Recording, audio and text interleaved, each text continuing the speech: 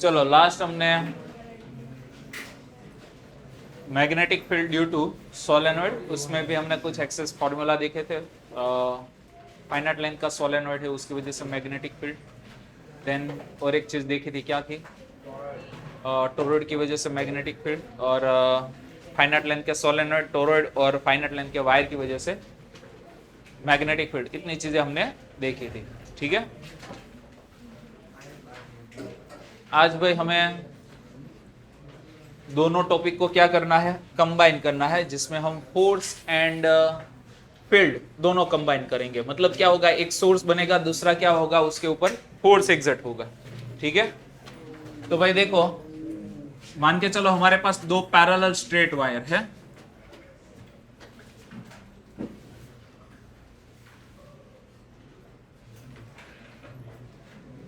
क्या है भाई, दो parallel straight wire. This is the straight wire, this is the second straight wire, ठीक है। फर्स्ट वायर में मान के चलो करंट फ्लो हो रहा है कितना, I1, और सेकंड वायर है उसमें कितना करंट फ्लो हो रहा है, I2। दोनों को पैरेलल रखा हुआ है, दोनों में करंट फ्लो हो रहा है। तो हमें पता है कि भाई जब हमने पढ़ा था आगे कि जब भी वायर में से करंट फ्लो होता है तो वायर अपने अराउंड सराउंड क्या जनरेट करता है, मैग्नेटिक फील्ड। और दूसरी चीज भी हमने देखी थी, मैग्नेटिक फील्ड में जब करंट कैरिंग वायर रखे तो उसके ऊपर क्या लगता है, मैग्नेटिक फोर्स। तो मान के चलो ये वाला वायर फील्ड जनरेट करेगा, वो दूसरे वायर तक पहुंचेगा, और दूसरे वायर में करंट फ्लो हो रहा है इसलिए उसके ऊपर क्या लगेगा, फोर्स लगेगा। तो उस फोर्स को हमें यहां फाइंड करना है।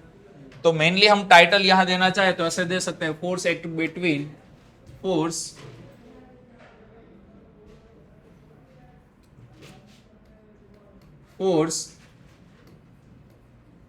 Act between two parallel current carrying straight wire straight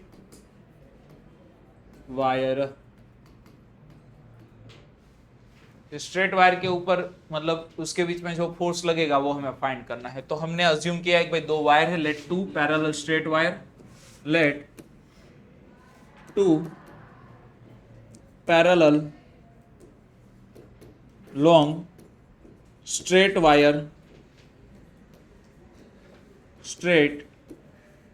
wire with current, इसमें करंट कितना फ्लो हो रहा है, I1 and I2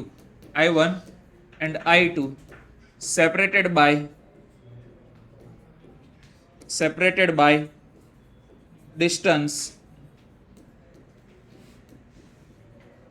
separation distance consider कर लेते कितना है भाई, small r, separated by distance r, इतना सेपरेशन डिस्टेंस है। तो डिस्क्रिप्शन हो गया। तो यहां हम बोल सकते हैं कि here first wire take is the source, where as second wire experience the force, ठीक है। तो यहां हम लिख भी देते हैं, ऐसा कुछ नहीं है नहीं लिखेंगे, लिख देते हैं, here we consider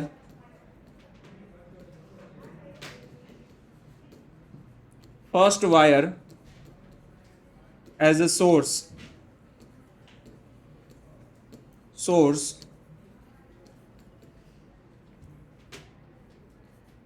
of magnetic field and second wire experience force। Second wire क्या एक्सपीरियंस करेगा, फोर्स को एक्सपीरियंस करेगा। तो अब देखो फर्स्ट वायर की वजह से सेकेंड वायर के पास जो मैग्नेटिक फील्ड जनरेट होगा वो कितना होगा। तो यहां लिख सकते हैं हियर मैग्नेटिक फील्ड, क्योंकि हमारा गोल क्या है भाई, फोर्स फाइंड करना। फोर्स का फॉर्मूला हमें पता है, force act on current carrying straight wire, F is equal to क्या होता है, I L क्रॉस B होता है। क्या होता है, F is equal to I L cross B। मतलब I कौन सा आएगा, I1 आएगा या I2, I क्या आएगा, I1 आएगा या I2, I1। क्यों I1, फोर्स कौन एक्सपीरियंस कर रहा है भाई, कौन सा वायर एक्सपीरियंस कर रहा है, फर्स्ट वायर एक्सपीरियंस कर रहा है। सेकेंड वायर एक्सपीरियंस कर रहा है तो I2 आएगा। जो फोर्स एक्सपीरियंस करता है उसमें फ्लो होने वाला करंट है, बट मैग्नेटिक फील्ड एक्सटर्नल होता है और वो सोर्स कौन बन रहा है फर्स्ट, तो यहां B1 लिखना पड़ेगा। तो अल्टीमेटली हमें फर्स्ट वायर के मैग्नेटिक फील्ड की जरूरत पड़ेगी, कहा सेकेंड वायर के पास। तो here magnetic field due to first wire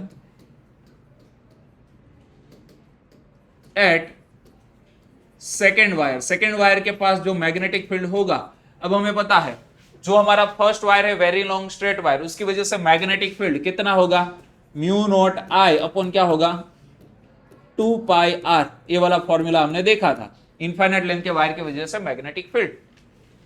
first wire की बात चल रही है तो उसमें करंट कितना फ्लो हो रहा है I1, तो हमें यहां क्या चिपकाना पड़ेगा I1। टाइम में पूछो, क्लियर हो गया। अब देखो फर्स्ट वायर का मैग्नेटिक फील्ड हमने यहां लिख दिया म्यू नॉट I1 अपॉन क्या होगा 2 पाई आर। अब ए वाले फील्ड में सेकेंड वायर एग्जिस्ट कर रहा है, बट इस फील्ड की डायरेक्शन कौन सी होगी वो भी बतानी पड़ेगी हमें। अब देखो हमारा जो डायग्राम है उस हिसाब से हमने दोनों वायर है वो प्लेन ऑफ पेपर में लिए, मतलब इस प्लेन में लिए हुए, तो उस हिसाब से हम जब देखो आर की, क्योंकि यहां मैग्नेटिक फील्ड चाहिए तो आर ऐसे होगा, करंट ऐसे जा रहा है, और क्या करेंगे L cross ideal cross R, तो थंब कहां गया अंदर, तो यहां मैग्नेटिक फील्ड छुरी लाल, ठीक है, तो घुसेड़ देते हैं यहां मैग्नेटिक फील्ड को अंदर, तो मैग्नेटिक फील्ड यहां क्रॉस सिंबल से होगा। सो ये वाला जो क्रॉस सिंबल से मैग्नेटिक फील्ड मैंने ड्रॉ किया वो किसकी वजह से है, फर्स्ट वायर की वजह से, दैट्स व्हाई उसको B1 लिख देता। अब यही फील्ड में हमारा सेकेंड वायर प्लेस किया हुआ, ऐसा बोल सकते हैं हम खुशहाल, ठीक है। सो लिख देते हैं here we can consider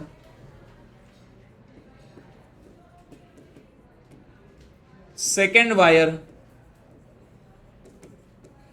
in magnetic field of first wire, ठीक है। That's why force experienced by force exert on second wire जो फोर्स exert मतलब एक्सर्ट ऑन सेकेंड वायर के ऊपर जो फोर्स एक्सर्ट होगा वो कितना होगा, F is equal to straight wire के ऊपर जो फोर्स लगता है क्या होता है IL cross B, but cross B की जगह ILB साइन थीटा लिख देता हूं, ILB साइन थीटा। क्लियर हुआ यहां तक का। अब देखो फोर्स एक्सर्ट किसके ऊपर हो रहा है, सेकेंड के ऊपर, किसकी वजह से हो रहा है, फर्स्ट की वजह से, दैट्स व्हाई उसको F21 लिखेंगे। क्लियर हुआ। करंट कौन से वायर में फ्लो होने वाला लेना पड़ेगा, जो फोर्स एक्सपीरियंस करता है उसके ऊपर, तो सेकंड का करंट लेना पड़ेगा और मैग्नेटिक फील्ड आएगा फर्स्ट का।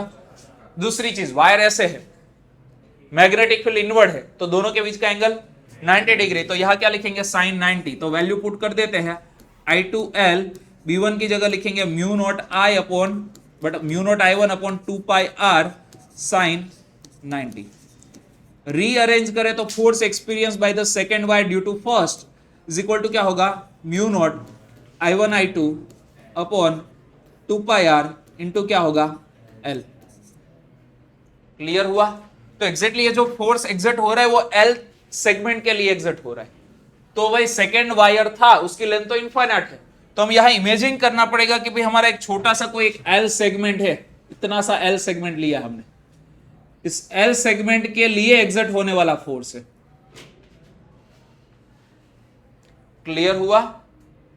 कौन से सेगमेंट के लिए, L सेगमेंट के लिए एक्सपीरियंस होने वाला फोर्स है। फोर्स की डायरेक्शन कौन सी होगी सोचो,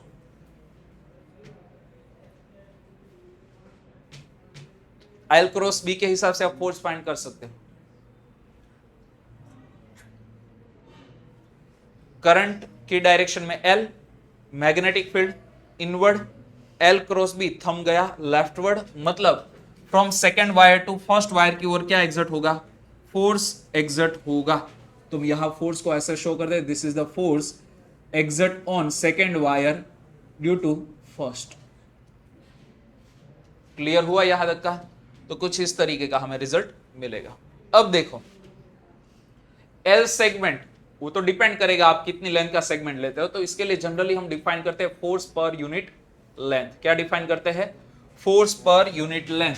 तो F21 डिवाइडेड बाय लेंथ करें तो क्या हो जाएगा? फोर्स पर यूनिट लेंथ, जिसको हम स्मॉल F21 से इंडिकेट करेंगे। This is the force per unit length. This is the F21। F21 कितना है? देखो तो mu naught I1 I2 upon 2 pi R. L सामने गया तो जस्ट उतना ही बचा है हमारे पास, mu naught I1 I2 upon क्या होगा?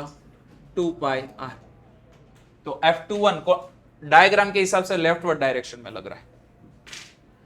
अब हम पूरा सिनारियो चेंज कर देते हैं। फर्स्ट वायर के ऊपर सेकंड की वजह से फोर्स लगेगा और उसको फाइंड करना हो तो हम देखो भाई, यहां जो हमारा सेकंड वायर है वो फर्स्ट वायर, मतलब सेकंड वायर क्या बन जाएगा इस बार? सोर्स। और एक्सपीरियंस कौन करेगा उस फोर्स को? First wire. तो सेकंड वायर का मैग्नेटिक फील्ड फर्स्ट वायर के पास कौन सी डायरेक्शन में होगा?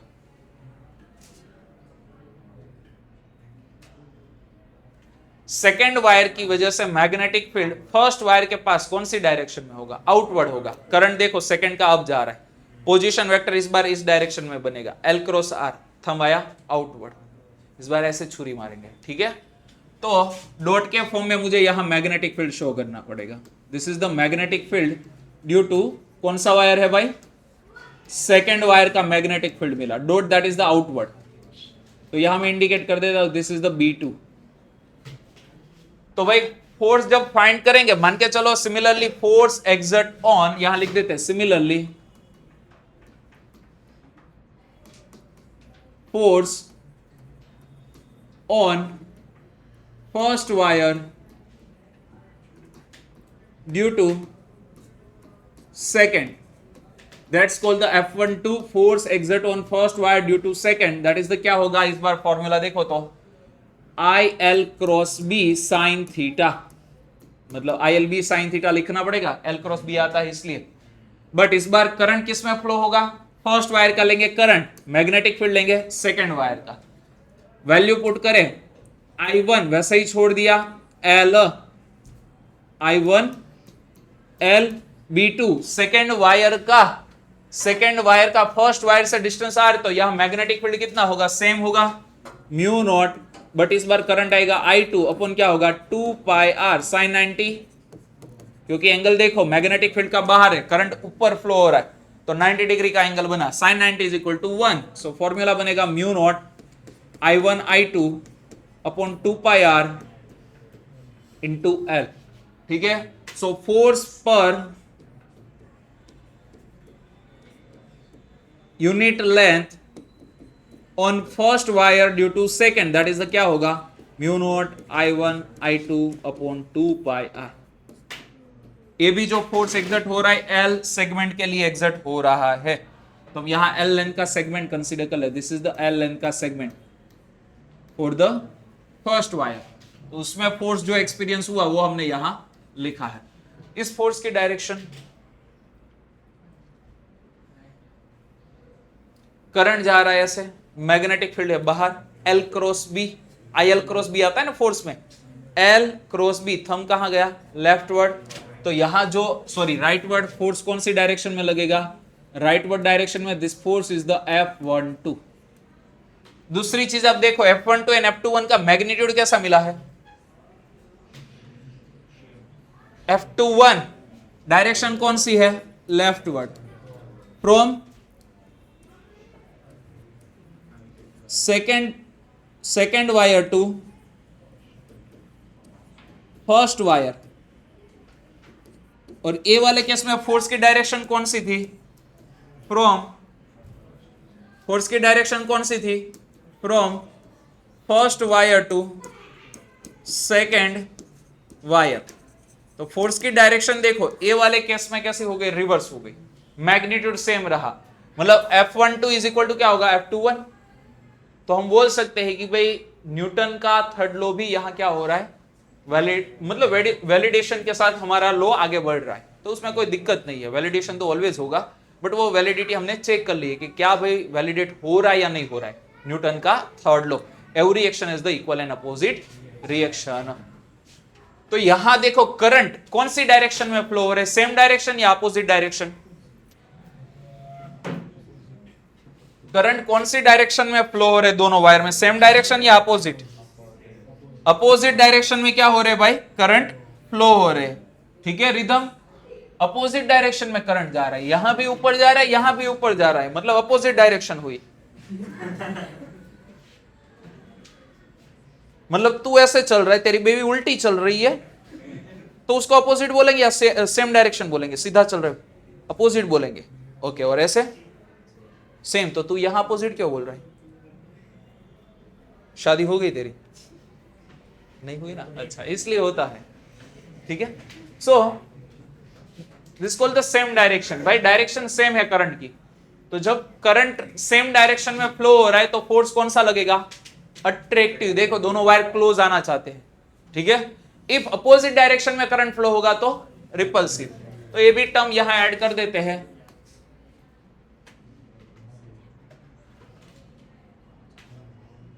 If current are parallel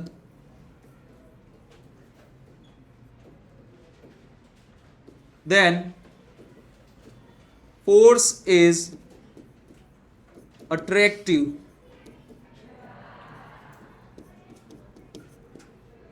If current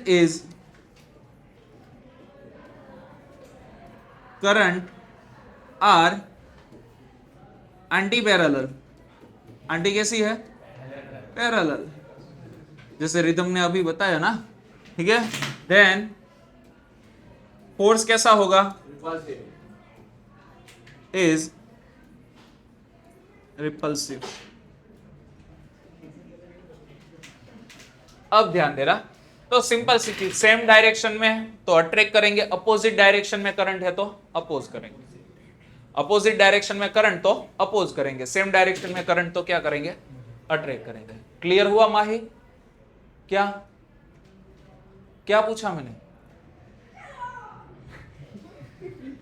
क्या पूछा? हाँ, वही मैंने पूछा था, तो समझ में आया था? अच्छा, तो बाजू में पूछ रही थी, तुझे समझ में आया या नहीं आया? अच्छा, मुझे लगा कि तू वहां भी क्लियर कर रही है, सब लोगों का ध्यान रख रही है साथ में। तो यह हो गया हमारा force act between two parallel current carrying straight wire. 11th में हमने चैप्टर नंबर 1 में 7 फंडामेंटल फिजिकल क्वांटिटी देखी थी। उसमें फर्स्ट कॉलम में क्वांटिटी का नाम था, सेकंड कॉलम में फिजिकल क्वांटिटी के यूनिट का नाम था, थर्ड कॉलम में फिजिकल क्वांटिटी के सिंबल थे, और फोर्थ क्या थी, डेफिनेशन थी। फोर्थ कॉलम थी। एनसीईआरटी की टेक्स्ट बुक देखी हो तो पता होता है, हाँ, बट नहीं देखी है तो उनके लिए तो भाई एक्सेप्शनल केस हो गया। बट फोर्थ कॉलम थी जिसमें क्या दी थी, डेफिनेशन, और उसमें हमने देखा था करंट कैसी फिजिकल क्वांटिटी है, फंडामेंटल या डिराइव्ड। इतना क्या सोच रहे हो, फंडामेंटल ही है, ठीक है। तो फंडामेंटल फिजिकल क्वांटिटी है तो उसकी डेफिनेशन तो कुछ होगी, और उसकी डेफिनेशन यहां से ही निकल के आती है। मतलब हमें करंट की वैल्यू कितनी बनानी है, 1 एम्पियर। तो 1 एम्पियर किसको बोलते हैं, तो भाई देखो I1 में 1 ले लू, I2 कितना कर दूं, 1, मुझे 1 बनाना है, ठीक है। तो म्यू नॉट वैसे ही आया, 2 पाई आर की जगह क्या लिखेंगे, 1 मीटर ले लेते हैं डिस्टेंस, ठीक है। तो फोर्स पर यूनिट लेंथ कितना बना, करंट कितना लिया, 1 डिस्टेंस कितना लिया, 1 मीटर। तो भाई फोर्स पर यूनिट लेंथ कितना बना, 2 पाई 10⁻⁻⁷। देखो यहाँ 4 पाई 10⁻⁻⁷ होगा, और नीचे क्या होगा, 2 पाई, पाई पाई स्वाहा, 2 इंटू 10⁻⁻⁷ बना। मतलब फोर्स पर यूनिट लेंथ में कितना लगना चाहिए, 2 इंटू 10⁻⁻⁷ न्यूटन पर मीटर लगना चाहिए पर यूनिट लेंथ में। क्लियर हुआ, इतना फोर्स लगेगा, बट वायर के बीच में सेपरेशन डिस्टेंस कितना होना चाहिए, 1 मीटर। कितना होना चाहिए, 1 मीटर। दूसरी चीज, वायर कहां होने चाहिए, वैक्यूम में होने चाहिए, ठीक है। तो ऐसे केस में दोनों वायर में जो सिमिलर करंट फ्लो हो रहा है उस करंट की वैल्यू कितनी है, 1 एम्पियर, ऐसा बोल सकते हैं, ठीक है। If force act between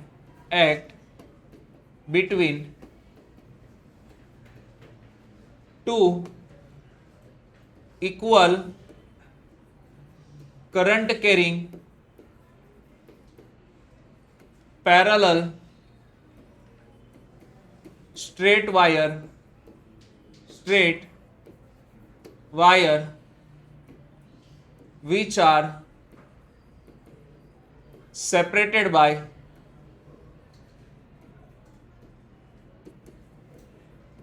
distance 1 meter is 2 into 10 raised to minus 7 Newton, then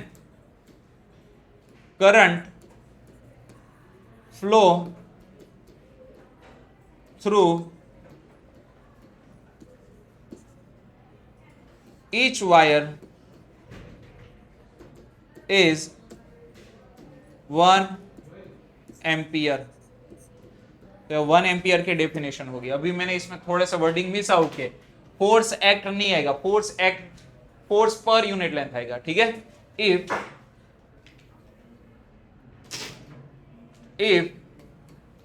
in vacuum, देखो वैक्यूम में बात चल रही है, इन वैक्यूम फोर्स एक्ट पर unit length between two equal current carrying parallel straight wire which are separated by distance 1 meter is 2 into 10 raised to minus 7 Newton per meter, then current flow through each wire is 1 ampere। तो 1 ampere की definition हो गई। Clear हुआ यहां तक का? Okay, तो ये हो गया। चलो एक खुद से थोड़े मतलब हल्के फुल्के क्वेश्चन समझते हैं, मतलब कुछ आपका दिमाग भी अच्छा हो जाए।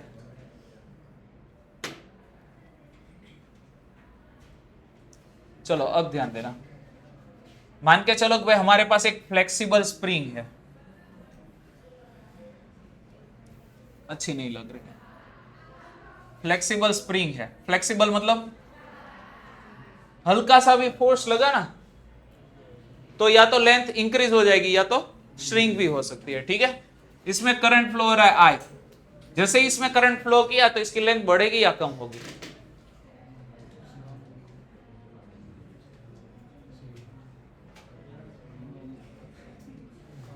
एक ऑप्शन नहीं दिया इसलिए बोल रहे हैं सेम होगी। इफ इसमें करंट में फ्लो कर रहा हो तो इसकी लेंथ इंक्रीज होगी या डिक्रीज होगी?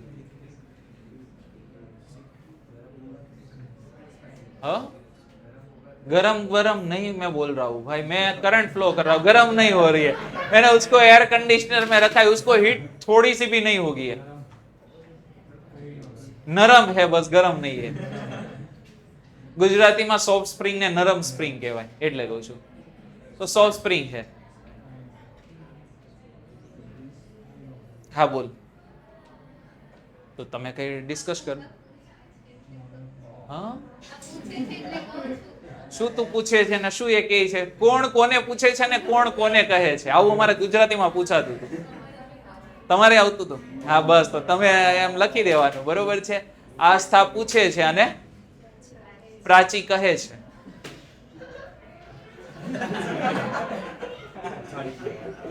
मतलब कुछ भी हल्का फुल्का भी, मतलब जोक ना हो, वो क्या बोलते हैं उस जोक को? लैम्ब, लेम। हाँ, तो लैम जोक हो फिर भी तुविजीत तो भाई उतना हंसेगा कि भाई मेरे लैम जोक के ऊपर भी बाकी लोगों को हंसी आ जाएगी। मतलब जोक के ऊपर हंसी नहीं आ रही है, तुविजीत की हंसी के ऊपर। थैंक यू तुविजीत, तो અહીંયા પ્રેઝન્ટ છે, નહીં તો આ લોકો ભાઈ શું કરતે। चलो भाई क्या आंसर आएगा? दो ही आंसर हो सकते हैं, या तो लेंथ कम होगी या तो लेंथ बढ़ेगी। अब देखो मैं इसको ऐसे कंसीडर कर सकता हूं, लूप, इंडिपेंडेंट लूप बना देता हूं। सेम डायरेक्शन में करंट फ्लो होंगे, दो लूप में सेम डायरेक्शन में करंट फ्लो होंगे तो अट्रैक्टिव फोर्स लगेगा, अट्रैक्टिव फोर्स लगेगा तो लेंथ डिक्रीज होगी। लेंथ क्या होगी? डिक्रीज होगी।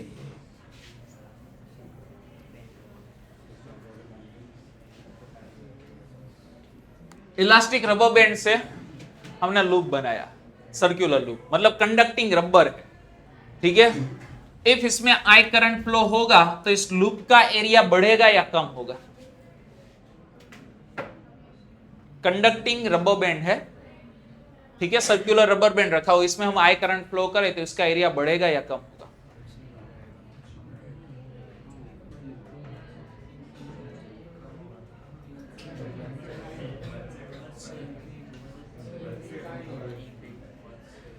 હવે વધશે तो भाई देखो, ए वाले सेगमेंट में ऐसे करंट फ्लो हो रहा है ए डायरेक्शन में, ए वाले सेगमेंट में करंट अपोजिट में फ्लो होगा, अपोजिट में करंट तो अपोज करेंगे तो एक दूसरे से कैसे जाएंगे, एलिमेंट दूर जाएंगे तो इसकी लेंथ बढ़ेगी, मतलब लूप का लेंथ बढ़े, मतलब एरिया बढ़ जाएगा, ठीक है। तो भाई ये कुछ फुद्दे से क्वेश्चन थे, आइडिया होना चाहिए कि कब अट्रैक्शन होगा कब रिपल्शन होगा, ठीक है। चलो, एक इलेक्ट्रॉन है नॉर्थ में ट्रैवल कर रहा है और एक प्रोटॉन है साउथ में ट्रैवल कर रहा है, दोनों के बीच में कौन सा फोर्स लगेगा? मैग्नेटिक फोर्स की बात कर रहे हैं, अट्रैक्टिव या रिपल्सिव? सिंपल सी चीज है। चलो साउथ नॉर्थ चेंज कर देते हैं, इस डायरेक्शन में इलेक्ट्रॉन, इस डायरेक्शन में प्रोटॉन ट्रैवल कर रहे हैं, कितनी स्पीड से? v स्पीड से, तो दोनों के बीच में क्या लगेगा? फोर्स कैसा लगेगा? Magnetic force. चलो, अट्रैक्टिव या रिपल्सिव?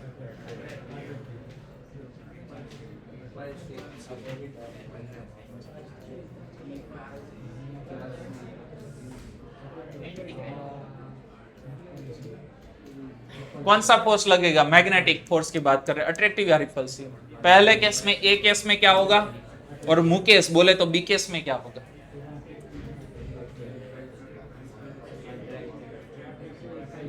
बोलो तो विजित, ए केस में ए में अट्रैक्टिव, क्यों? अपोजिट डायरेक्शन में, अपोजिट डायरेक्शन में अट्रैक्टिव फोर्स लगता है। भाई चार्ज की हमें बात ही नहीं करनी, मैं मैग्नेटिक फोर्स की बात कर रहा हूं। आप प्रोटॉन इलेक्ट्रॉन में घुस गए, अट्रैक्टिव फोर्स लगा दिया। भाई हम कूलम फोर्स की बात ही नहीं करने वाले, मैंने बोला ना भाई कूलम फोर्स हम मान के चलो भाई इलेक्ट्रोस्टैटिक फोर्स एक्सर्ट ही नहीं करता, तो इलेक्ट्रिक फील्ड जनरेट ही नहीं हो रहे ऐसा मान के चले, तो अब बताओ कि भाई इलेक्ट्रिक फोर्स लगेगा नहीं, इलेक्ट्रिक फोर्स लगेगा नहीं, तो सिर्फ कौन सा फोर्स लगेगा? Magnetic force. अब मुझे बताओ मैग्नेटिक फोर्स अट्रैक्टिव होगा या रिपल्सिव पहले केस में?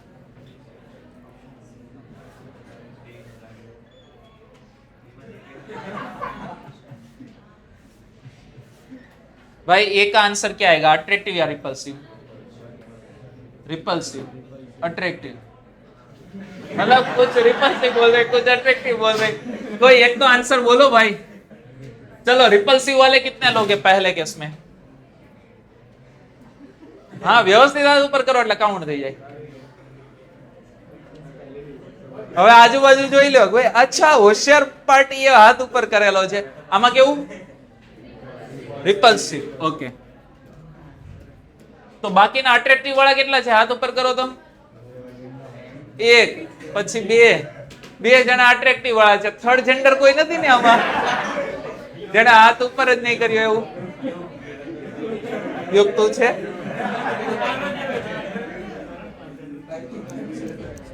अट्रैक्टिव में 2, रिमेनिंग बाकी आमा बरोबर છે, तो ऑल -2 થઈ ગયું।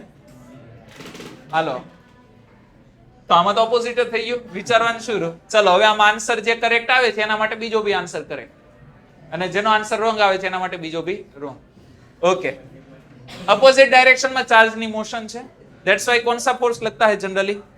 करंट अपोजिट में हो तो रिपल्सिव, ठीक है। बट इलेक्ट्रॉन है, इलेक्ट्रॉन की मोशन के अपोजिट डायरेक्शन में क्या होता है? करंट की डायरेक्शन। तो यहां करंट की डायरेक्शन लेफ्ट होगी, प्रोटॉन तो ऑलरेडी पॉजिटिव है तो करंट की डायरेक्शन लेफ्ट होगी, तो सेम डायरेक्शन में करंट तो अट्रैक्ट। तो दो लोग जो है वो जीत गए, तू भी जीत एंड आयुष, ठीक है। जिसने कोई आंसर ही नहीं दिया है वो समझ जाएंगे क्या बोला था उन्होंने, ठीक है। बुरा मत मानना भाई, जो फैक्ट है वही तो बताया था। भाई क्लियर हुआ ना भाई, इलेक्ट्रॉन एंड प्रोटॉन, इलेक्ट्रॉन के अपोजिट डायरेक्शन में करंट का फ्लो लिया जाता है, ठीक है। चलो इलेक्ट्रोस्टैटिक फोर्स को इग्नोर करो तो मैग्नेटिक फोर्स लगेगा कितना?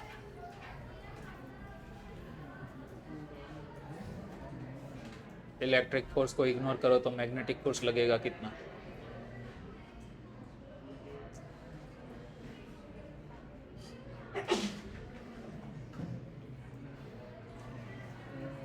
कितना मैग्नेटिक फोर्स लगेगा आपको पूछ रहा हूं। तो भाई देखो सिंपल सा फॉर्मूला है, इसकी वजह से यहां मैग्नेटिक फील्ड फाइंड करो, ठीक है। तो मैग्नेटिक फील्ड जब हम फाइंड करना है करंट कैरिंग वायर की वजह से, करंट कैरिंग वायर की वजह से magnetic field, very long straight wire हो तो, या तो हमने बायो सावर्ट्स में याद करो वेलोसिटी वाला रिलेशनशिप ऐड किया था, याद आ रहा है, और उसकी वजह से कितना मैग्नेटिक फील्ड जनरेट होता है वो फॉर्मूला आपको याद है। तो मैग्नेटिक फील्ड हो गया, और इस मैग्नेटिक फील्ड में हमारा चार्ज v स्पीड से मूव कर रहा है, तो हमारे पास मैग्नेटिक फोर्स का formula Fm is equal to क्या होगा, QV क्रॉस B। ये वाला फॉर्मूला यूज करके आप क्या फाइंड कर सकते हो, मैग्नेटिक फोर्स। बायो सावर्ट्स के थ्रू हमने v वेलोसिटी से ट्रैवल कर रहे चार्ज पार्टिकल के लिए क्या फाइंड किया था, मैग्नेटिक फील्ड का फॉर्मूला। मैंने एक्स्ट्रा में वो आपको फॉर्मूला लिखवाया है, ठीक है, चेक कर लेना। तो वहां से मैग्नेटिक फील्ड फाइंड करो, मैग्नेटिक फील्ड की डायरेक्शन इनवर्ड ही होगी, क्रॉस होगी, उसमें कोई दिक्कत नहीं है, ठीक है। तो सॉरी इलेक्ट्रॉन है तो लेफ्ट मतलब आउटवर्ड होगी, इनवर्ड नहीं होगी, क्योंकि इलेक्ट्रॉन है तो ऐसे ट्रैवल करेगा ना, करंट का अपोजिट में लेना पड़ेगा। यहाँ डॉट के फॉर्म में हमें क्या मिलेगा, मैग्नेटिक फील्ड। यही मैग्नेटिक फील्ड में हमारा प्रोटॉन ट्रैवल कर रहा है, तो V क्रॉस B, अब मैग्नेटिक फील्ड इलेक्ट्रॉन का आउटवर्ड, प्रोटॉन इस डायरेक्शन में ट्रैवल कर रहा है, दोनों के बीच का angle 90 degree. So QVB sin 90 is equal to 1। तो इसमें बस वैल्यू पुट करनी है। Q की जगह क्या लेंगे हम, प्रोटॉन का चार्ज, V की जगह क्या लेंगे, प्रोटॉन की स्पीड, B की जगह क्या लेंगे, इलेक्ट्रॉन का electric field at the proton. तो उससे आपको क्या मिलेगा, मैग्नेटिक फोर्स का वैल्यू। क्लियर हुआ? मतलब क्वेश्चन बहुत सारे बन सकते हैं, ऐसा कुछ नहीं है, बनाने हो तो। શું પાછું કહું, શું કીધું मैं, ભૂલાઈ ગયું? देखो भाई ये इलेक्ट्रॉन है, ये क्या है, प्रोटॉन। इलेक्ट्रॉन इस डायरेक्शन में मूव कर रहा है, तो करंट लेफ्ट डायरेक्शन में आएगा इलेक्ट्रॉन का करंट, और प्रोटॉन इस डायरेक्शन में v वेलोसिटी के साथ मूव कर रहा है, तो इसकी वजह से यहाँ मैग्नेटिक फील्ड कितना होगा वो पता होना चाहिए। तो बायो सावर्ट्स में हमने वो फॉर्मूला लिखा था, B इज इक्वल टू क्या होता है, म्यू नॉट अपॉन 4 पाई, ठीक है। और साथ में क्या आया था, आइडियल, ओके चलो आइडियल साइन 90 होने वाला है तो उसको नहीं लिख रहा हूं, अपन क्या होगा r स्क्वायर। करंट I की जगह हम क्या लिख सकते हैं, NEV D, that is the J is equal to NEVD होता है ना, A आता है NEVA, ठीक है, into DL। A into DL क्या होता है, वॉल्यूम होता है, वॉल्यूम इंटू N क्या होगा, number of charge. So N E into क्या लिखा था हमने, V डिवाइडेड बाय क्या आया था, R स्क्वायर, ऐसा ही था ना। क्लियर हुआ? और N इंटू E की जगह हमने क्या लिखा था, चार्ज लिखा था, QV total charge.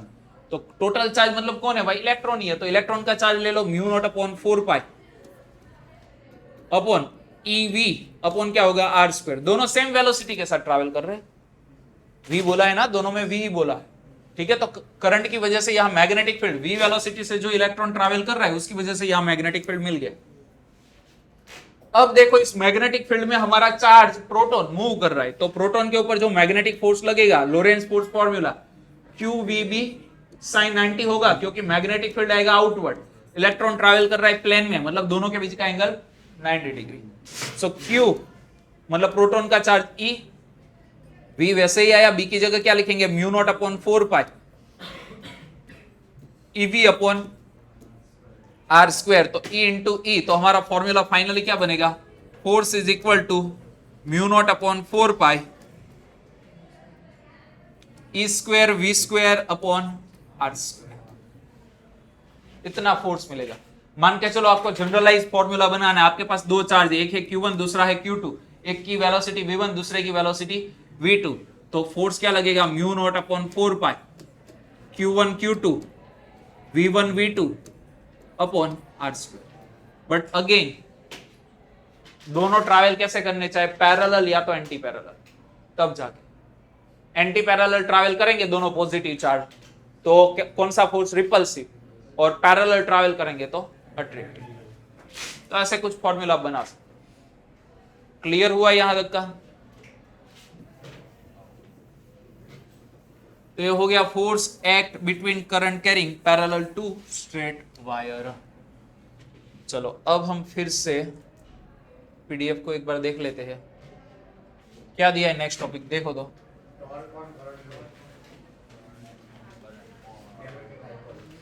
Current carrying loop,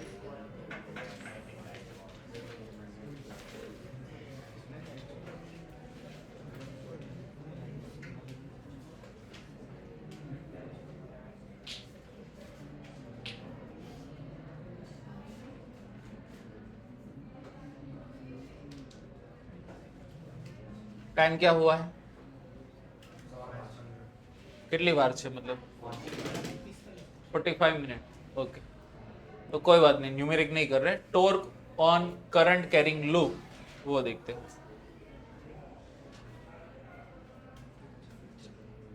ध्यान देना, अभी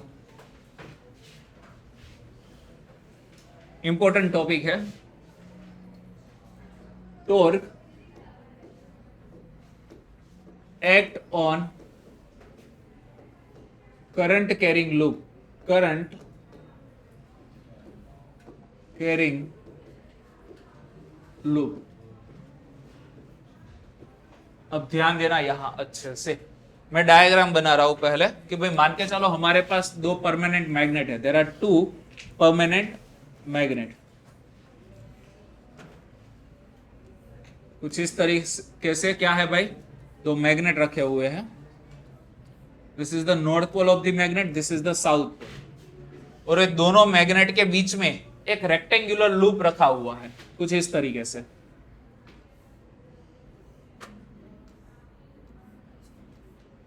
क्या है भाई, रेक्टेंगुलर लूप, मल्टीपल टर्न्स है, और इस एक्सिस के अबाउट वो क्या करने वाला है, रोटेशन करने वाला है, मतलब ऐसे घूमने वाला है।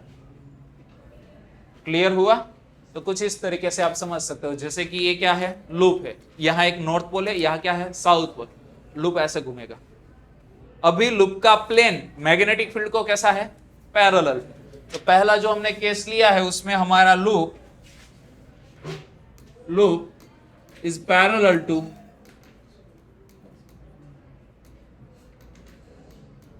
मैग्नेटिक फील्ड है, फर्स्ट केस हमने ये वाला ले रहे।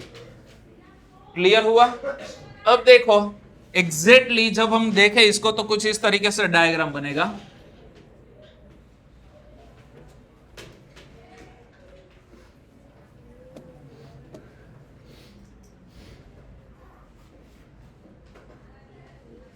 डायग्राम कुछ इस तरीके से होगा।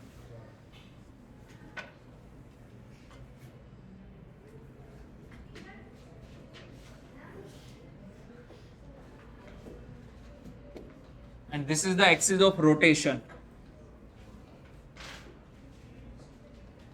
ए वाली एक्सिस के अबाउट क्या हो रहा है, रोटेशन। अब एक्सिस टेढ़ी मेढ़ी है तो उसको पहले तो हमें पुरानी एक्सिस को हटाना पड़ेगा। चलो अब हम फिर से एक्सिस को ड्रॉ कर देते हैं। This is the axis of rotation. इस एक्सिस के अबाउट क्या होगा, रोटेशन होगा। क्लियर हुआ? तो रेक्टेंगुलर लूप है, करंट जाने के लिए और बाहर निकालने के लिए हमारे पास कुछ सेटलमेंट एडजस्टमेंट होना चाहिए, तो इस तरीके से कुछ डायग्राम बनाया है।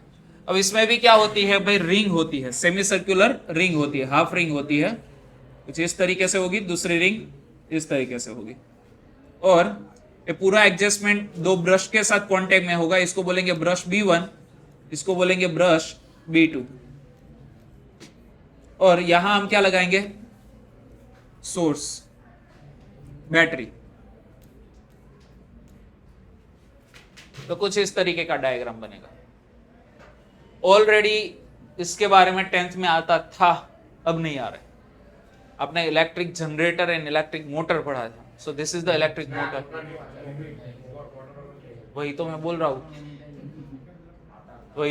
रहा हूँ, आता था, बट आपको नहीं आता है. सिलेबस में था, बट मतलब ओल्ड टेक्स्ट कंटेंट में था, बट न्यू कंटेक्स्ट में उन्होंने निकाल दिया है. तो कुछ इस तरीके का डायग्राम होता है. एग्जैक्टली होता क्या है कि भाई जब ये पोर्शन देखो मतलब सेमी सर्कुलर होगा तो कुछ इस तरीके से हम समझ सकते हैं. ध्यान देना, मैं जस्ट इसके रोटेशन की बात कर रहा हूं. कुछ इस तरीके से पूरी रिंग होती है. क्या होती है? कंप्लीट रिंग होती है, बट बीच में यहां थोड़ा सा गैप होगा, कट होगा, ताकि एक रिंग दूसरी रिंग से कैसी होगी? इंडिपेंडेंट होगी. और यहां क्या होगा? ब्रश होगा. This is the brush B1 और ये वाला क्या है भाई? Brush B2. अब लूप घूमेगा तो ये पूरा पहिया है, मतलब ये जो रिंग वाला पोर्शन है वो भी साथ में क्या करेगा? रोटेट करेगा. तो जैसे ही ये वाली रिंग यहां पहुंचेगी तो दूसरी रिंग यहां पहुंच जाएगी. और जैसे ही first ring, semi circular ring है, इसको बोलते हैं R1 बोल देते हैं, और इसको बोल देते हैं सेमी सर्कुलर रिंग R2. तो पहले क्या होता है? B1 रिंग R1 के कांटेक्ट में थी. जैसे ही हाफ सर्कल खत्म होगा तो R1 B1 का कांटेक्ट हट जाएगा. R1 किसके कांटेक्ट में आ जाएगी? घूमेगी तो ऐसे आ जाएगी ना. किसके कांटेक्ट में आएगी? ब्रश B2 के. और रिंग R2 है वो किसके कांटेक्ट में आएगी? ब्रश B1 के. क्लियर हुआ? तो कुछ इस तरीके से होता है. अब देखो, इस लूप का नाम भी हम दे देते हैं. मान के चलो इसको नाम दिया है A, B, C और D. अभी का जो केस है उस हिसाब से हम सोचे तो करंट कुछ ये वाले डायरेक्शन से फ्लो हो रहा है. देखो यहां से करंट जा रहा है, देन करंट यहां जाएगा, देन करंट ऐसे, और यहां करंट इस डायरेक्शन में, करंट ऐसे, बाद में करंट ऐसे, और यहां से बाहर निकल जाएगा. क्लियर हुआ? समझ में आ रहा है सब लोगों को? ओके. अब देखो यहां सिर्फ एक टर्न नहीं होते, मल्टीपल टर्न्स होते हैं. तो जब आप देखोगे ना ऐसे रोटेशन रोटेशन रोटेशन, तो आपका करंट जाएगा ऐसे, मतलब कंप्लीटली वो रेक्टेंगल फॉर्म में क्या करता रहेगा? करंट घूमता ही रहेगा. तो हम यहां बोल सकते हैं this is the current carrying rectangular loop. बाकी का पोर्शन हम नहीं समझ रहे, जस्ट इस रेक्टेंगुलर लूप को आपको ध्यान में लेना है. बट ये जो पोर्शन है उसका मैकेनिज्म क्या है वो मैंने यहां समझाया. क्लियर हुआ? तो होगा क्या? देखो भाई, पहले करंट इस डायरेक्शन में था, A to B. Current A to B direction में था, तो मान के चलो this is the A, this is the B. A to B direction में करंट था. अब लूप रोटेट हुई. कितना रोटेशन किया? Half rotation. तो रिंग चेंज हो गई. रिंग क्या हो गई? चेंज हो गई ना, क्योंकि हाफ रोटेशन के साथ जो पहले ब्रश B1 के कांटेक्ट में था वो रिंग कौन सी आ जाएगी? R2. अब देखो पहले यहां जैसे ही रोटेशन हुआ तो R2 यहां आ गई, तो A वाला टर्मिनल है, वहां से करंट अब क्या करेगा? घुसेगा. तो पहले था क्या? यहां से करंट ऐसे बाहर आ रहा था. अब जैसे ही हाफ रोटेशन हुआ तो करंट क्या हुआ? अंदर घुस गया. तो करंट की डायरेक्शन AD एंड जो BC वायर है उसमें क्या होती रहेगी? रिवर्स होती रहेगी after every half revolution.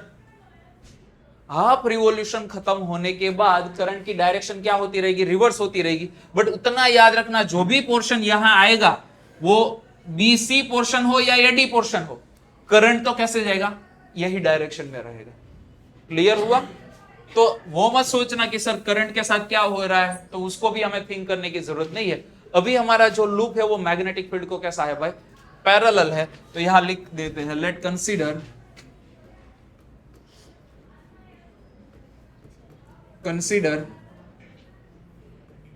rectangular loop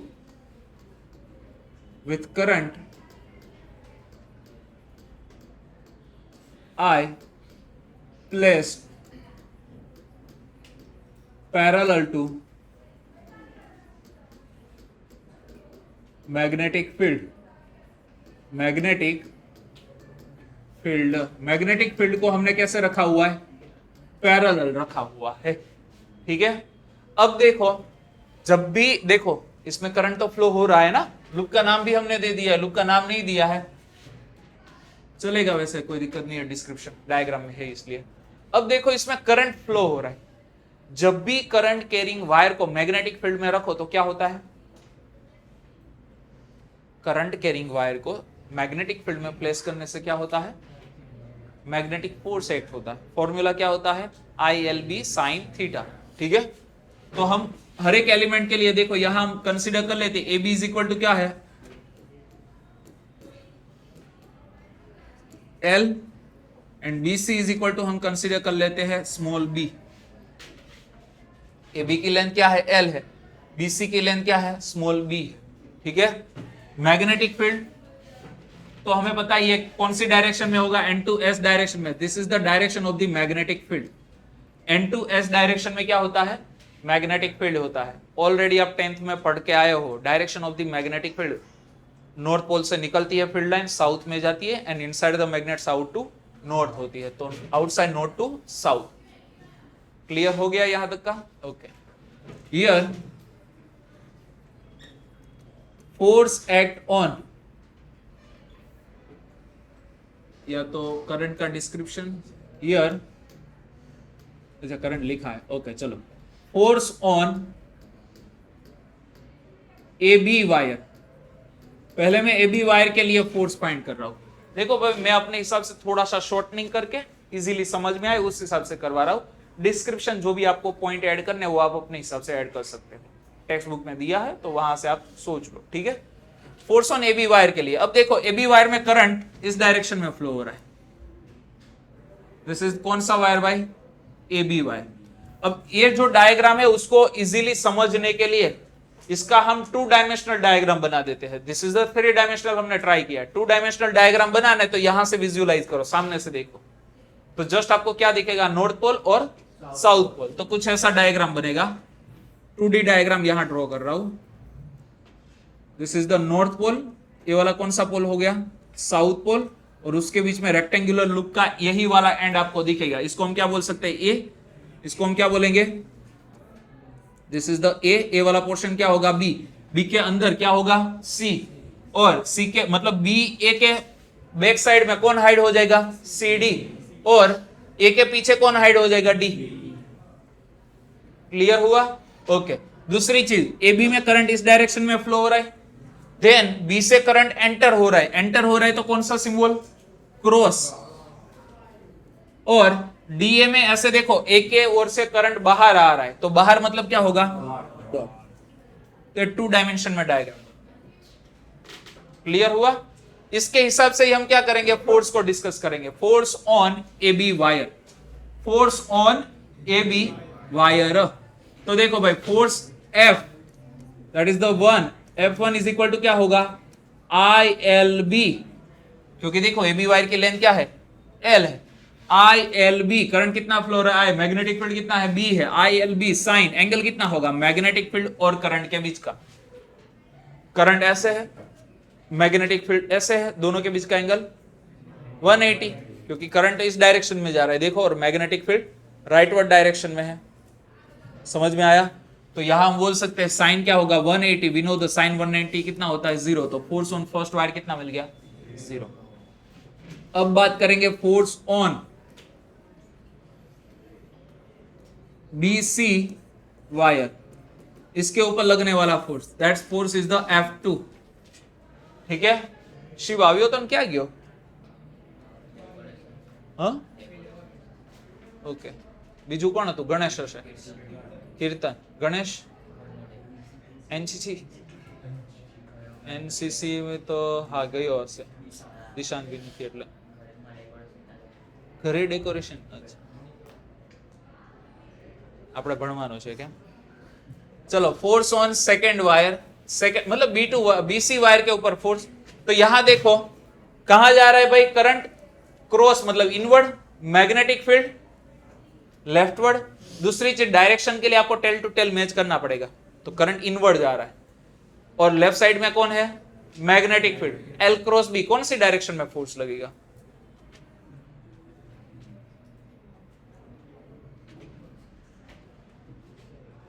भाई इस डायग्राम के हिसाब से सोचना।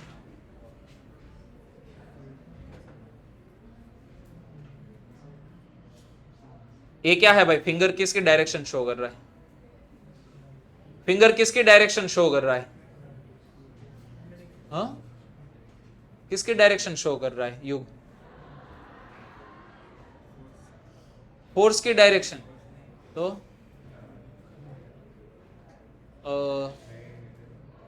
मैग्नेटिक, बट क्या मैग्नेटिक मैग्नेटिक, हाँ तो फील्ड की डायरेक्शन शो कर रहा है, ऐसे बोलो ना।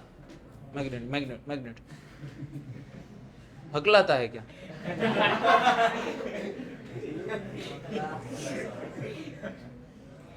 Direction of magnetic field, pen की डायरेक्शन मतलब करंट की डायरेक्शन। तो अब करो L क्रॉस बी, फोर्स कौन सी डायरेक्शन में लगेगा? डाउनवर्ड। क्या सोच रहे हो उसने भाई? This is the L cross B, देखो थंब गया नीचे, ठीक है, तो डाउनवर्ड फोर्स लगेगा, इसके ऊपर लग रहा है force downward, this is the force F2, ठीक है, मतलब ए वाले वायर के ऊपर डाउनवर्ड फोर्स लगेगा F2। क्लियर? तो यहां लिख सकते हैं फोर्स ऑन बीसी वायर कितना होगा? I, करंट, लेंथ कितनी है? B है, magnetic field B, sine angle कितना बना था इस बार? 90 degree, left magnetic field, inward current, sine 90 is equal to 1, तो किसकी बीबी? आई बीबी। इतना फोर्स लगेगा, कौन सी डायरेक्शन में होगा? डाउनवर्ड।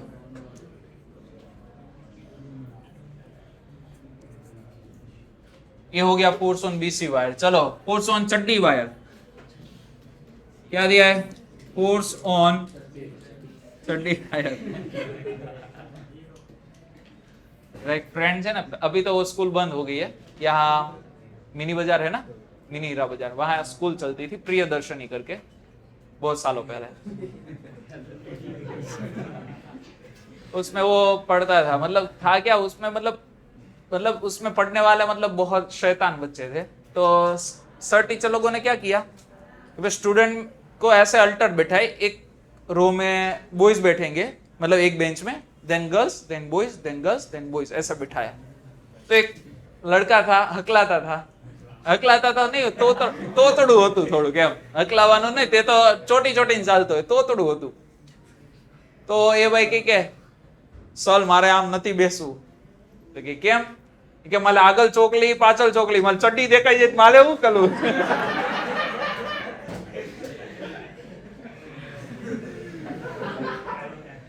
એટલે આવું થાય।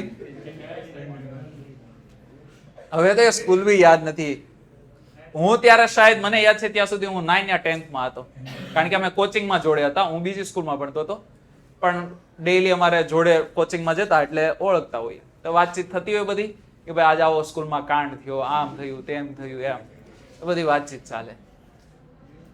So force on CD wire, अब देखो सीडी वायर में करंट इस डायरेक्शन में है, मैग्नेटिक फील्ड सेम डायरेक्शन में, तो दोनों के बीच का एंगल 0 होगा। तो इस बार हम देखो भाई, force on the CD wire that is F3 is equal to क्या होगा? आई एल बी, क्योंकि देखो सीडी वायर की लेंथ हमने कितनी कंसीडर की है? जितनी बीसी की उतनी ही किसकी लेंथ होगी? डीए की, और जितनी एबी की लेंथ होगी उतनी ही एबी का, एक मिनट डी ए, और AB की जितनी लेंथ है उतनी ही CD की length, that is the L। So ILB, sine कितना होगा इस बार? 0 होगा। सो फोर्स कितना आएगा? 0। चलो लास्ट, किसके ऊपर का फोर्स आएगा अभी? फोर्स ऑन कौन सा wire? DA wire, that is the F4। DA wire में करंट कैसा है भाई? डॉट, मतलब आउटवर्ड, मैग्नेटिक फील्ड लेफ्टवर्ड, तो कौन सी डायरेक्शन में फोर्स लगेगा? Upward. L cross B, thumb गया ऊपर, तो अपवर्ड फोर्स लगेगा, दिस इज द F4। यहां जो वायर है उसके ऊपर अपवर्ड डायरेक्शन में फोर्स लगता है, this is the F4। Clear हुआ यहां तक का? तो फोर्स की बात करते हैं, F4 कितना होगा? IBB साइन 90 होगा, अभी तो हमने एंगल शो किया, sine 90 is equal to 1, so force लगेगा IBB, डायरेक्शन कौन सी होगी? अपवर्ड। अब देखो नेट फोर्स कितना लग रहा है लूप के ऊपर?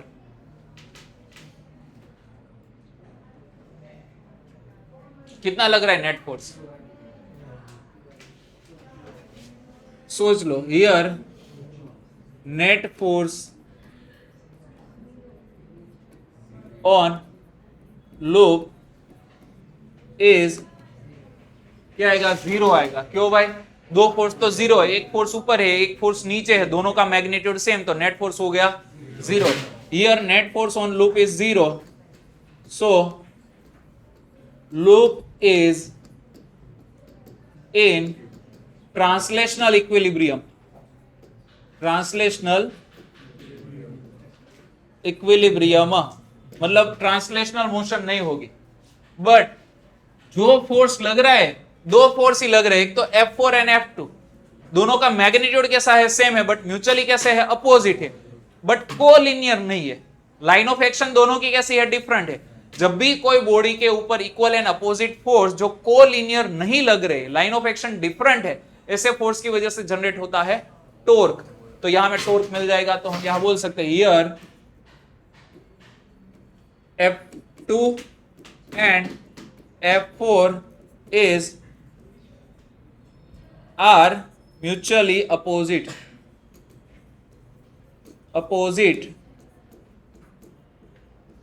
with different line of action. So torque will exert होगा। अब जो टॉर्क एग्जर्ट होगा, so torque is equal to क्या होता है भाई, देखो इसको हम बोलते हैं कपल। क्या बोलते हैं, कपल। याद आ रहा है, इक्वल एंड अपोजिट फोर्स जब एक बॉडी के ऊपर जो कोलिनियर नहीं है, उसकी वजह से जो टॉर्क जनरेट होता है, तो उसके लिए हमने वर्ड यूज किया था कपल, ठीक है। और कपल का फॉर्मूला क्या था, force into distance between, perpendicular distance between that two force, ठीक है। तो फोर्स इनटू क्या होगा, perpendicular distance between two force. So torque tau is equal to force कितना है भाई, देखो तो IBB। भाई देखो ये फोर्स का मैग्नीट्यूड F2 एंड F4 का मैग्नीट्यूड कितना मिला, IBB, और दोनों के बीच का परपेंडिकुलर डिस्टेंस कितना है, AB। दोनों के बीच का परपेंडिकुलर डिस्टेंस कितना है भाई, AB की लेंथ कितनी है, बट L है। तो हमें क्या लिखना पड़ेगा, torque tau is equal to क्या आएगा, ILB इंटू B। हो गया, this is the torque exert on rectangular loop. इसको हम ऐसे लिख सकते हैं, torque tau is equal to I length into breadth, area of rectangle हो जाएगा, तो IAB। तो ये हमें टॉर्क का फॉर्मूला मिल गया। Torque tau is equal to क्या होगा, IAB। बोलो किसी को कोई दिक्कत है तो। This is the torque exert on rectangular loop when the plane is the parallel to the magnetic field. दूसरा केस डिस्कस करेंगे जिसमें लूप पैरेलल नहीं है, कैसा है, सर्टेन एंगल पर है। सेम तरीके से ही, बट इस बार हमें कुछ एंगल शो करना है, तो मैं 2D ही डायग्राम बनाऊंगा। This is the north pole, ये वाला क्या है, साउथ पोल है।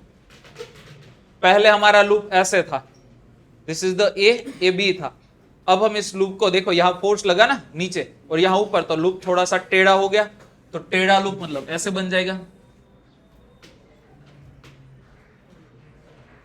ए वाला वायर कौन सा होगा, ए, यहां पॉइंट कौन सा आएगा, B, बट यहां से करंट अंदर घुसेगा तो यहां सिंबल क्या आएगा, क्रॉस, यहां क्या आएगा, डॉट। B के पीछे कौन हाइड है, C, और A के पीछे कौन हाइड है, D। क्लियर हो गया यहां तक का, ओके। अब ध्यान देना, मैग्नेटिक फील्ड का डायरेक्शन नॉर्थ टू कहां होता है, south. This is the direction of magnetic field. Current A वाले लूप में A to B फ्लो होगा, then B to C, then C to D and D to A, और लूप खत्म हो जाएगा। क्लियर हुआ, जो करंट फ्लो हो रहा है उस करंट को हम बोल देते हैं कितना है भाई, I।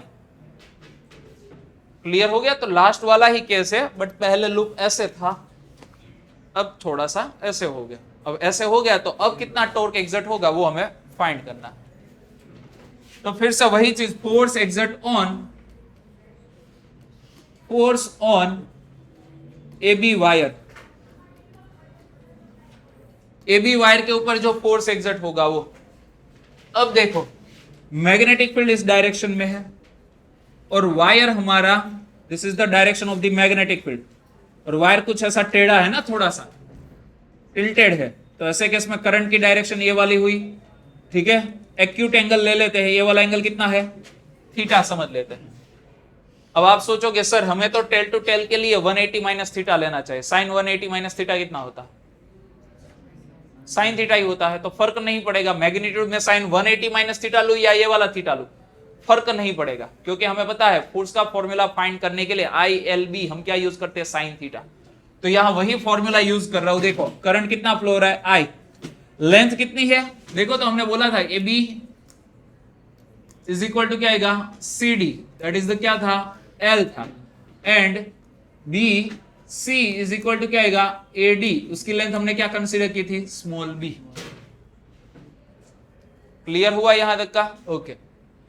अब देखो मैं थीटा यहां सिंबॉलिकली नहीं शो कर रहा हूं, इसको थोड़ा सा अलग शो करेंगे, ध्यान देना।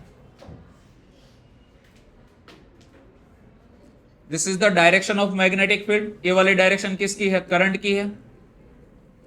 ए एंगल कितना आया, थीटा, तो ए वाला एंगल कितना होगा, 180 माइनस थीटा, हो गया। क्यों ये थीटा लिया वो बाद में आपको समझ में आ जाएगा, हमने एक्यूट एंगल को ही क्यों थीटा लिया, ऑब्ट्यूज को थीटा क्यों नहीं लिया, क्योंकि बाद में हमें वो काम आने वाला है, इसलिए थीटा नहीं लेना था मैंने बोला शायद, तो मैं इसको इरेज कर देता हूं, मैं यहां लिख रहा हूं अल्फा, क्या कर देते इसको, अल्फा, ए वाला भी एंगल क्या है, क्लियर हो गया अभी, ओके। अब मुझे बताओ फोर्स का फॉर्मूला क्या होता है, करंट कैरिंग स्ट्रेट वायर के ऊपर लगने वाला force, I length magnetic field sign angle, ठीक है। अब देखो करंट कितना फ्लो हो रहा है, I, लेंथ कितनी है बी वायर की, स्मॉल l लिखा है ना, एंड मैग्नेटिक फील्ड B है, साइन एंगल कितना लेंगे, 180 minus alpha, this is the force exert on the AB wire, उसको F1 बोल देते हैं, F1 इज इक्वल टू क्या बनेगा, ILB साइन क्या आएगा, अल्फा आएगा, 180 minus alpha, that is alpha होता है, first quadrant sorry second quadrant बनता है। अब मुझे बताओ इस फोर्स की डायरेक्शन कौन सी, L क्रॉस B, आउटवर्ड, ठीक है, तो यहां डायरेक्शन लिख देते हैं आउटवर्ड।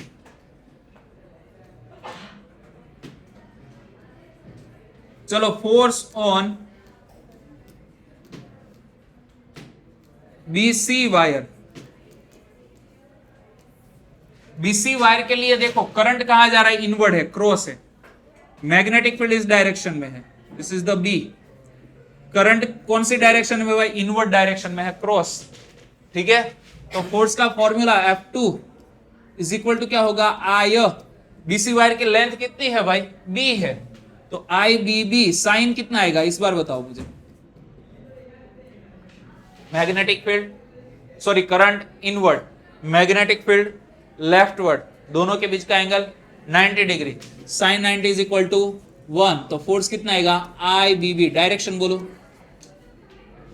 डायरेक्शन बोलो, डाउनवर्ड, कहां लगेगी भाई, डाउनवर्ड लगेगा। देखो तो यहां मैं फोर्स शो कर देता हूं, this is the downward force F2, check कर लो भाई, करंट अंदर जा रहा है, मैग्नेटिक फील्ड लेफ्टवर्ड है, तो क्या आएगा, L cross B, this is the L cross B, thumb गया नीचे, clear.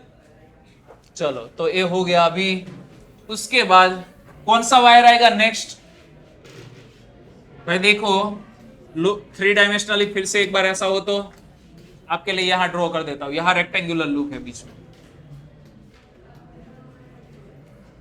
But loop S bar कैसी है, टेढ़ी है थोड़ी सी, ऐसे, ठीक है। This is the axis of the rotation, इसको बोला A B C D, हो गया। अभी ये डायरेक्शन में करंट फ्लो हो रहा है। चलो अब बोलो कौन सा वायर आएगा, AB खत्म हो गया, BC खत्म हो गया, अब कौन सा वायर आएगा, CD। तो फोर्स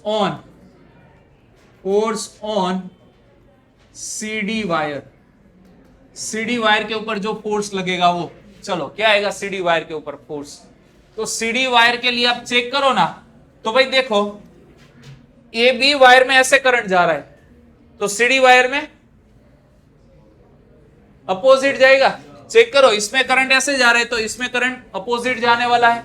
तो भाई देखो इसको ही पैरेलल ऐसे मुझे ड्रॉ करना पड़ेगा। दिस इज अवर करंट की direction of CD wire and ये वाली डायरेक्शन मैग्नेटिक फील्ड की। तो इस बार तो एंगल कौन सा होगा, अल्फा ही होगा, इसलिए मैंने ये एक्यूट एंगल को अल्फा लिया था, ताकि अपोजिट एंगल मुझे 180 माइनस अल्फा मिलने वाला था।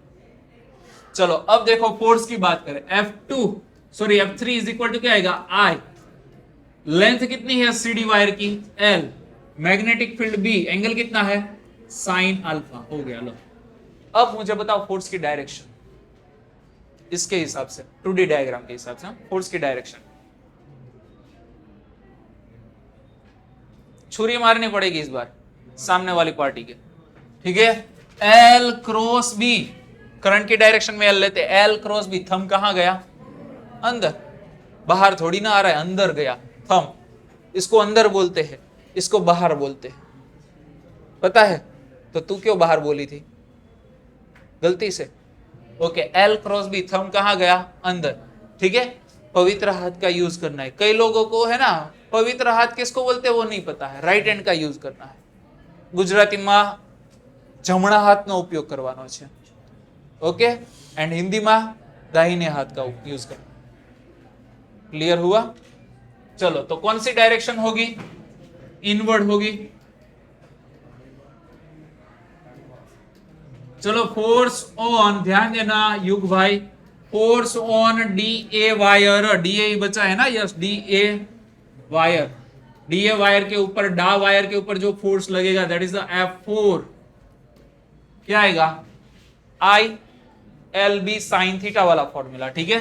तो करंट कितना फ्लो हो रहा है, आई। डी ए वायर की लेंथ कितनी है, बी है, आई बी। मैग्नेटिक फील्ड कितना है, कैपिटल बी, साइन। भाई देखो ये वाले केस में, कौन से वायर के केस में, डी ए वायर के केस में करंट बाहर आ रहा है, दिस इज द डॉट। और मैग्नेटिक फील्ड कौन सी डायरेक्शन में है, राइटवर्ड डायरेक्शन में। तो करंट आया बाहर, magnetic field rightward, L cross B, thumb कहां गया, ऊपर। तो कौन सी डायरेक्शन में फोर्स लगेगा, अपवर्ड। और एंगल कितना होगा, 90 डिग्री। सो लिखेंगे I F4 is equal to I B B, और साइन 90 इज इक्वल टू 1। और फोर्स कौन सी डायरेक्शन में होगा, अपवर्ड। तो यहां हम फोर्स को शो कर देते हैं, रिदम भाई फोर्स अपवर्ड है, यहां लिख दिया F4। दूसरी चीज यहां हमने लिखा नहीं है, डाउनवर्ड।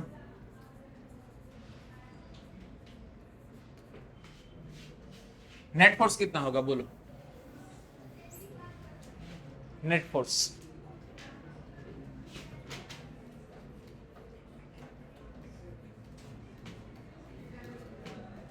सोचो, क्यों 0 भाई, अपवर्ड डाउनवर्ड सेम मैग्नीट्यूड है। देखो IBB and outward inward ILB sine alpha, ILB sine alpha, same magnitude है। तो net force 0, here net force on loop is 0, so it is in translational equilibrium.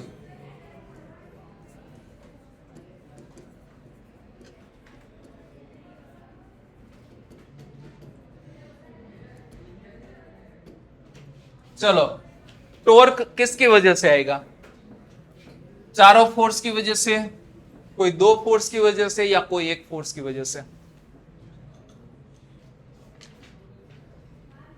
तो अब ध्यान देना खास तौर पर, भाई हमें पता है फोर्स लगता कहां है, सेंटर ऑफ मास के ऊपर। तो जो बाहर का मतलब ये जो हमारा पहला वायर कौन सा था, ए बी वायर, उसका सेंटर ऑफ मास बीच में होगा, और उसके लिए फोर्स कहां लग रहा है, आउटवर्ड लिखा है ना, देखो। और उसके अपोजिट साइड में एग्जैक्टली कौन सा वायर है, सीडी वायर, ठीक है, उसका भी सेंटर ऑफ मास बीच में होगा, और उसके ऊपर फोर्स कहां लगेगा, इनवर्ड। तो इस सेंटर इनवर्ड, सेंटर आउटवर्ड, तो दोनों फोर्स कैसे हो गए, कोलिनियर। तो जो पहला फोर्स है ना F1 एंड F3, वो टॉर्क के लिए रिस्पॉन्सिबल नहीं है, कोलिनियर फोर्स की वजह से टॉर्क डेवलप नहीं होता। फोर्स कोलिनियर नहीं होने चाहिए, एक लाइन से पास नहीं होने चाहिए, एक पॉइंट से पास नहीं होने चाहिए। जब फोर्स एक पॉइंट से पास नहीं हो रहे तो ऐसे केस में हम उसको क्या जनरेट करेंगे, टॉर्क। ठीक है, कोलिनियर मस्ट भी नहीं होने चाहिए। तो यहां बोल सकते हैं here F1 and F3 are collinear, so they are not responsible for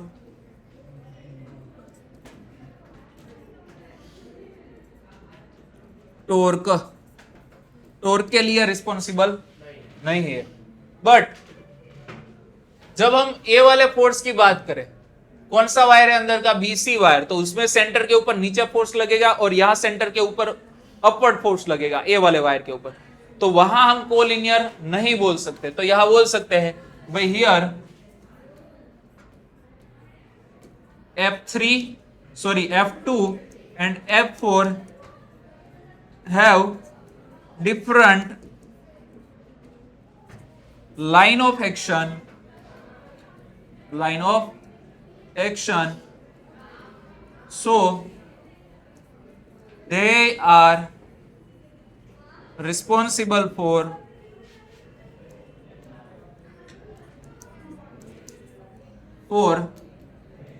torque. Torque के लिए वो क्या है भाई, रिस्पॉन्सिबल है। क्लियर हुआ यहां तक का, समझ में आया? ओके चलो, तो अब टॉर्क फाइंड करना है। सो टॉर्क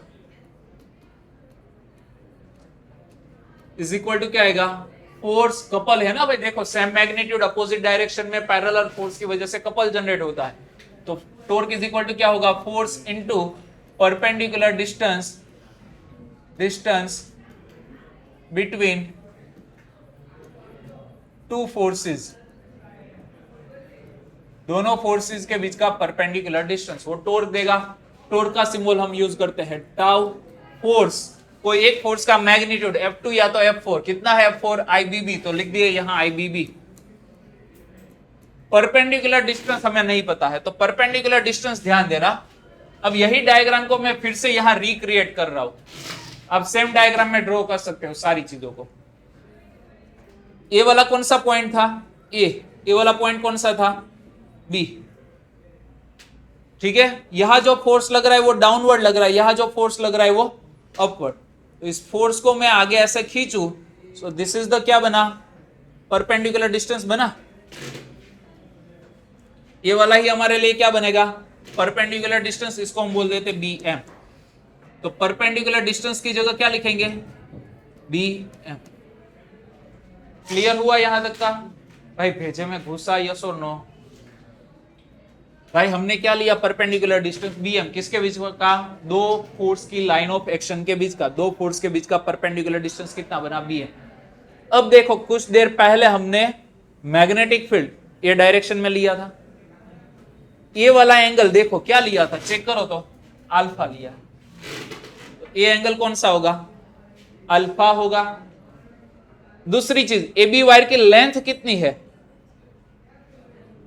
L है ना, AB वायर की लेंथ कितनी, L है। तो A वाली साइड की लेंथ BM कितना मिलेगा, जिसके साथ एंगल वो कोस, तो A वाला लेंथ है कितना मिलेगा, L कोस अल्फा। ना समझ में आए तो कोस अल्फा का फॉर्मूला यूज कर लो, तो आपको पता चल जाएगा, adjacent side upon hypotenuse, that's why adjacent side that is the BM is equal to क्या बनेगा, L cos alpha. So torque is equal to, ध्यान देना, so torque is equal to क्या बनेगा, IB capital B small l cos alpha. अभी खत्म नहीं हुआ, हमें पता है सरफेस को परपेंडिकुलर क्या होता है, एरिया वेक्टर होता है। तो मैं इफ एज ए इसको एरिया वेक्टर कंसीडर करूं, ध्यान देना, इसको मैं क्या कंसीडर करूं, परपेंडिकुलर को एरिया वेक्टर। तो एरिया वेक्टर और मैग्नेटिक फील्ड, भाई देखो मैग्नेटिक फील्ड तो यही डायरेक्शन में जाने वाला है, this is the area vector, this is the direction of magnetic field. उसके बीच का एंगल ए वाला कितना होगा, चेक करो, दिस इज द अल्फा। ठीक है, तो यहां हम जब थोड़ा सा खींच ले तो ये कितना बनेगा, वैसे देखो अल्टरनेट अपोजिट एंगल बनेगा ना यहाँ z, तो ए एंगल कितना बनेगा 90 माइनस अल्फा, तो ए एंगल कितना होगा 90 माइनस अल्फा, जिसको हम बोल देते हैं थीटा। क्लियर हुआ? समझ में आया सब लोगों को? यस और नो? ओके, अब ध्यान देना,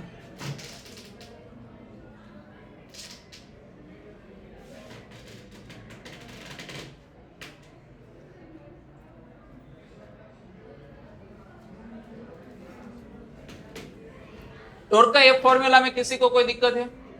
नहीं? ओके, चलो अल्फा की वैल्यू क्या होगी? अल्फा इज इक्वल टू क्या होगा 90 माइनस थीटा हो जाएगा। क्लियर हुआ? तो मैं यहां अल्फा की वैल्यू पुट कर रहा हूं, torque tau is equal to I L into B, साथ में लिखा B cos alpha, cos alpha की जगह क्या लिखेंगे 90 माइनस थीटा।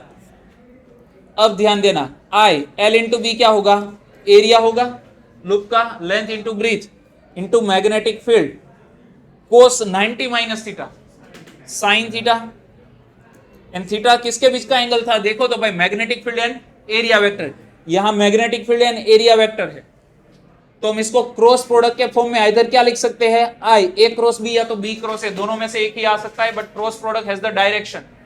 तो आपको आइडेंटिफाई करना पड़ेगा लूप कौन सी डायरेक्शन में रोटेट कर रहा है, चेक करो तो बी टू ए रोटेट कर रहा है या टू बी, लूप देखो ऐसे रोटेट कर रहा है, तो आपका वेक्टर प्रोडक्ट भी वही डायरेक्शन में जाना चाहिए, दैट्स व्हाई हमें कौन सी डायरेक्शन में क्रॉस प्रोडक्ट करना चाहिए ए टू बी, तो इसको वेक्टर फॉर्म में लिख सकते हैं, so torque tau is equal to क्या होगा आई ए क्रॉस बी, तो ये वेक्टर फॉर्म में रिलेशनशिप मिल गया टॉर्क का। Torque tau is equal to क्या होता है I A cross B. Clear हुआ यहां तक का?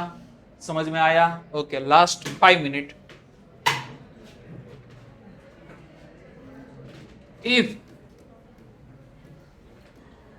there are n टर्न्स, कितने टर्न्स हो भाई n टाइम टर्न्स हो, तो टॉर्क भी कितना टाइम हो जाएगा n time, so torque tau is equal to क्या होगा n i a cross b, this is the torque का फॉर्मूला। क्लियर हुआ? एंड मैग्नीट्यूड की बात करें तो torque tau is equal to क्या लिख सकते हैं निब्बा साइन थीटा, होते हैं ना कुछ निब्बा लोग, निब्बा साइन थीटा, बिना साइन थीटा, जो अच्छा लगे वो बिना भी लिख सकते हो ना, BINA, बिना साइन थीटा, निब्बा साइन थीटा, ठीक है, तो ये टॉर्क का मैग्नीट्यूड हो जाएगा। अब देखो कंपेयर मैग्नेटिक टॉर्क, ध्यान देना, मैग्नेटिक टॉर्क विथ, पर तू અહીંયા ધ્યાન આપને, અહીંયા ધ્યાન આપતું હવે 10 મિનિટ બીજી થઈ જાય એટલે કહું, કમ્પેર ધ મેગ્નેટિક ટોર્ક, ઠપકા રે,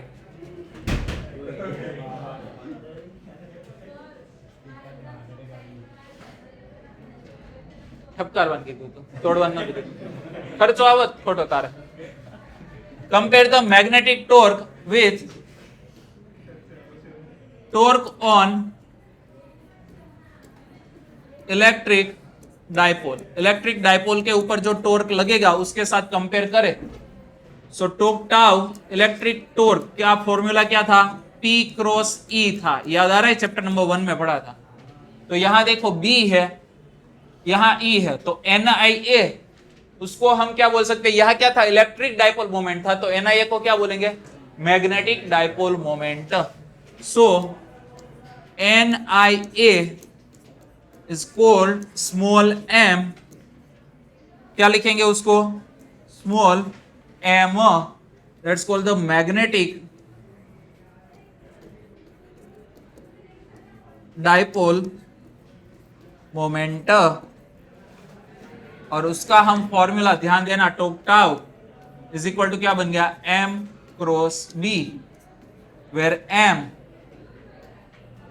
m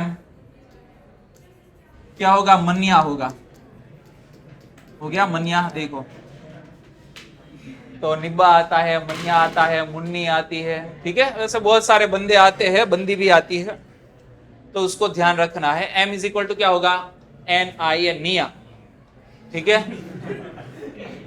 अब ध्यान देना, यहां हमने यहां एरिया वेक्टर ऐसे ही क्यों लिया भाई, एरिया वेक्टर तो ऐसे भी जा सकता है, हो सकता है ना, प्लेन को परपेंडिकुलर एरिया वेक्टर ऐसे भी बना सकते हैं, ऐसे भी बना सकते थे, बट याद रखना area vector and magnetic dipole moment की डायरेक्शन सेम होती है। आपको क्या करनी है, फिंगर रोल करनी है। तो देखो करंट ऐसे फ्लो हो रहा था ना, तो फिंगर की डायरेक्शन में, थंब की डायरेक्शन में क्या मिलेगा, थंब की डायरेक्शन में क्या मिलेगा, हमें डाइपोल मोमेंट की डायरेक्शन मिलेगी, मैग्नेटिक डाइपोल मोमेंट की। तो हमने जो यहां लूप बनाया ना, उसमें मैग्नेटिक डाइपोल मोमेंट ऐसे आएगी, दैट्स व्हाई मैंने यही डायरेक्शन में आपको क्या बनाया था, एरिया वेक्टर। क्लियर हुआ। फाइनली हमारा ये टॉपिक यहां होता है